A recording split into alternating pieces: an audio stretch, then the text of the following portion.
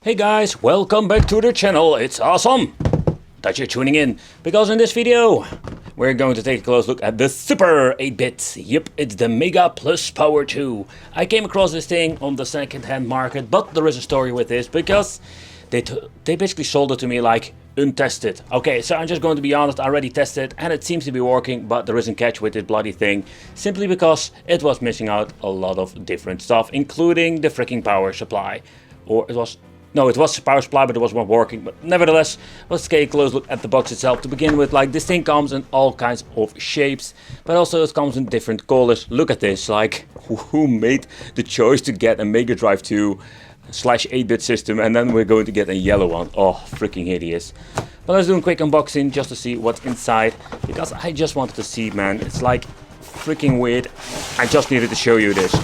So the biggest problem I had with this device is that, yeah, there's no power supply in here anymore, because the original was, by the way, just completely rubbish, and it didn't even came with controllers. But Wicked has a solution for that. It comes with this weird this weird plastic fantastic gun. It does have a clicky micro switch in here, and it says here lethal weapon. Ooh. But yeah, I'm guessing like when you're ordering a yellow one, this thing is going to be completely yellow. So here we're going to get the system itself, and yup, it looks exactly like a freaking Megadrive number 2. There's the slider, reset, and here we're going to get the dust cover. It's like freaking hilarious. And the other thing I find quite interesting, that it comes with 2 ports over here for the controllers, and I'm going to get a middle one, and the middle one is for the light gun that we're going to test out. Yep, I got myself a CRT, so we're going to test it out, see if it's just going to be working. Okay, we're going to boot it up and let's see if it has a built-in multi-game card. Audio out, video out, even have an old school RF function, and then we're going to get the input for the power adapter. We're going to need a 9 volts.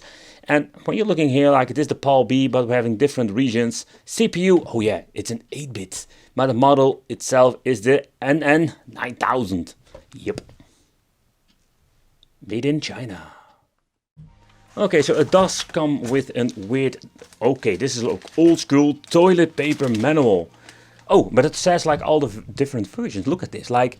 We're having the NT501, the NT3001, and then we're having the NT3000, the NT3002. And this thing looks like it's even dual player.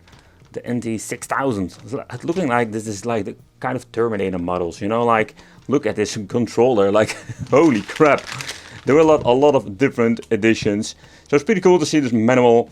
And here we can see, like, I think Super NES versions. It's, I don't know what's going on here, man. Like, it's such a weird thing. Oh, so basically explanations, specifications. Oh, it uses 4 watts, the dimensions of all the systems. This, I think that they were using this piece of toilet paper metal for every single system they were selling back in the day.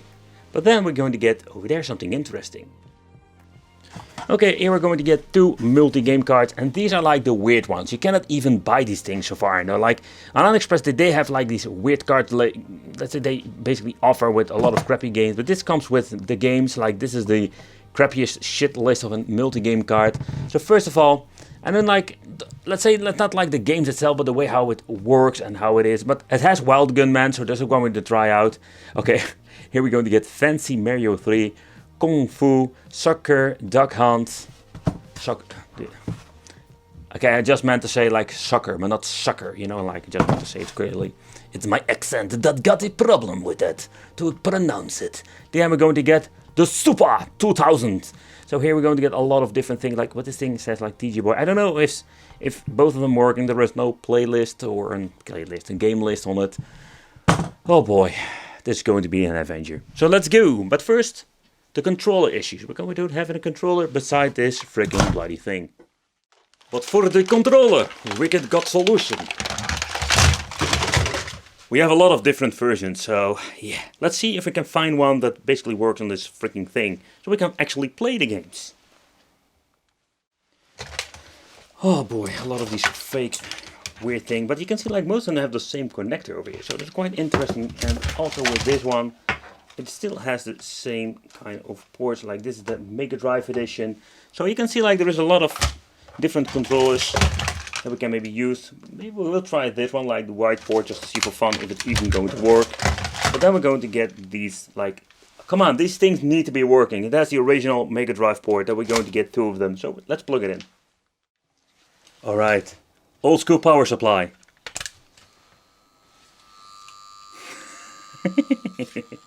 We're not going to use this thing for a very long time. Alright, Mega Power 2. And here we can see that it comes with some built-in games. Quite interesting. You don't see that very often nowadays with the new generation of ones. And if they're like built-in games, they're like the really crappy ones. But let's see if this freaking controller seems to be working. Oh yeah. But it is really old school with the 10,000 in one. And can I say that it's going to be the same thing all over again. You can already see like 4, 5, C, 11, whatever. So it's like freaking rubbish. Look at this, like, what's the point? Okay, you're going to get Street Fighter 12, Mortal Kombat 3. I did see Mortal Kombat 3 a couple of times with some homebrew cards. Wild Gunman that we're going to try out on the CRT today. Kung Fu. What is Kung Fu? Oh, that's that one.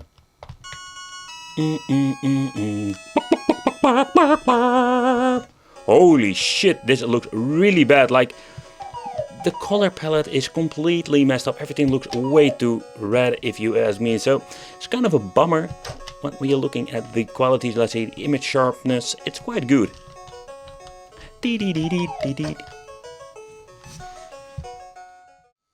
Alright guys, so we also had the option to try out the 7000, 500 in one, another weird multi-game card like back in the days. The game list is slightly different. I mean, slightly, there are only 15 games on this because all the other ones are like double ones. And there is also a little bit of a bummer because when I try out different card, which is like especially the other multi-game card that came with it, it doesn't do anything. Okay, so let's give you a quick demo. Like here we're going to get the other card. I tried to clean it, but it doesn't do anything. So it's such a bummer because it's a really old one. The weird one that I got from the N64 fake one seems to be also working with different kind of games. A lot of people were requesting this, so time for the CRT Bang & Olufsen, and let's try some freaking light gun games. But if you wonder why Wicked doesn't test out a lot of light guns, I will give you a great example why. I put all the bloody effort to get a CRT, to get all good equipment, and then you are getting this as an end result. I don't know what's going on. I have tested a lot of different cables, power supplies, but the signal is completely rubbish on the CRT. A little bit of a bummer because I wanted to try this out just to play some games. Some clones will work in the future, so I will try them out, but it's going to be a no-go for the Mega Power 2. Oh, it's such a bummer that I couldn't test out the light guns, and maybe it's a problem with my television in combination with this cheap crap China weird looking Sega and NES Famicom thing. It's such a bummer, man. Like, part of me is quite angry. You invest in so much good quality products, and in the end, of course, the product that you need to work with, and in the end, you end up like a crappy China product that doesn't even have any freaking signal. That doesn't work on your.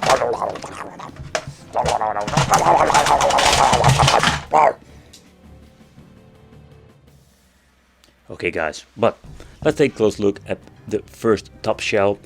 So here we're going to get the reset button and of course the slider for the on and off switch. Then we're going to get the basic dust cover, but what I don't like about these things, like you can see there, we're going to get the cheap springs. They won't be there forever. Like I have a lot of issues like these things getting really horrible and stay open. And overall what you're going to get is here a piece of plastic that basically helps sliding in the cartridge. Quite unique design, don't see that very often. So at the bottom we're going to get 3 PCBs over here. The front one that we're going to get is for the controller port. Of course it's a very unique design. They're having like a special port for the light gun, and it seems to be working just fine with other models. Couldn't test it out with this one, but I tested out other models and it seems to be working. Then we're going to get the ribbon cable and PCB over here. And that is also for including the cartridge slot, but the design, what you can see that over here. And we're going to unscrew this version because this is interesting, because it also includes like this solder or something like a multi-card on it. Then we're going to get the final part, the final PCB.